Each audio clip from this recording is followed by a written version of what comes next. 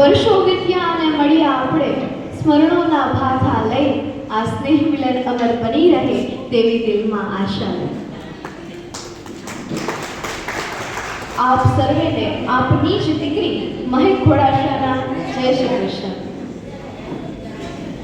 આપણે વર્ષો દરમિયાન કામમાં અને જવાબદારીઓમાં એવા વ્યસ્ત રહીએ છીએ ને કે ક્યારેક પોતાનાઓને જ મળવાનો સમય નથી રહેતો.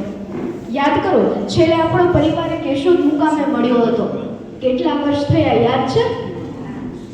લગભગ 15 થી 16 વર્ષ જેવું થઈ ગયું છે. આપણે જેમ વૃક્ષને જીવંત રહેવા માટે પાણી અને ખાતર જેમ બંનેની જરૂર હોય છે ને, એવી જ રીતે માનવીય સંબંધોને જીવંત રાખવા માટે આવા સ્નેહ મિલન ખૂબ જ જરૂરી છે. કારણ કે અંતે તો માણસ પાસે પરિવાર રૂપી મૂડી જ રહેવાની છે. કદાચ સમય જતાં આપણી પદ, પ્રતિષ્ઠા કે સંપત્તિ ઝાંખી થઈ શકે છે, પરંતુ કોઈના દુઃખમાં લીધેલો ખભો કે કોઈના સુખમાં લીધેલી નિશ્વાસ તાળી એ જીવનભર યાદ રહી જાય છે. અત્યારે હું મંચ ઉપર ઊભી છું ને સામે જોઉં છું ને, ત્યારે મને ચહેરાઓ નથી દેખાતા, પરંતુ આપણો વિસરેલો પરિવાર દેખાય છે. અત્યારે મને સમજાય છે કે માણસ ગમે એટલો મોટો થઈ જાય ને, પણ એના પરિવાર સાથે બેઠું હોય ને ત્યારે જ એક સાચો સમૃદ્ધ ગણાય છે. પરિવાર વૃક્ષ જેવો છે. આપણે આપણી ઈચ્છા પ્રમાણે જુદી જુદી દિશાઓમાં ઊગીએ છીએ, પરંતુ આપણું મૂળ એક જ છે. પરિવાર કેવો હોવો જોઈએ?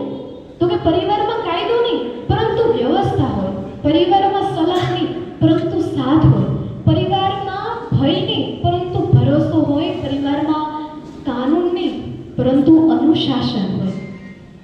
પરિવાર છે ને ઘડિયાળ જેવો હોવો જોઈએ. તમે જોયું હશે કે ઘડિયાળમાં એક કાંટો નાનો હોય, એક મોટો હોય, એક ફાસ્ટ હોય, એક ધીમો હોય, પણ જ્યારે કોઈના 12 વગાડવા હોય ને ત્યારે બધા એક સાથે હોય.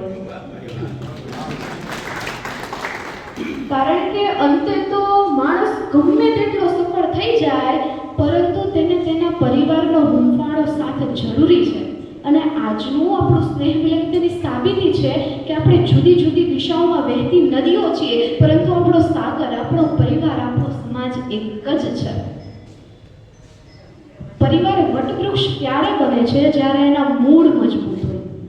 અને આપણા મૂળ છે આપણા વડીલોના આશીર્વાદ અને યુવાઓનો ઉત્સાહ. તો વચ્ચેની પેઢી ક્યાંક એમ ના કહે કે તો અમારું શું, તો તમારે તો આ બંને વચ્ચે સેતુનું કાર્ય કરવાનું છે.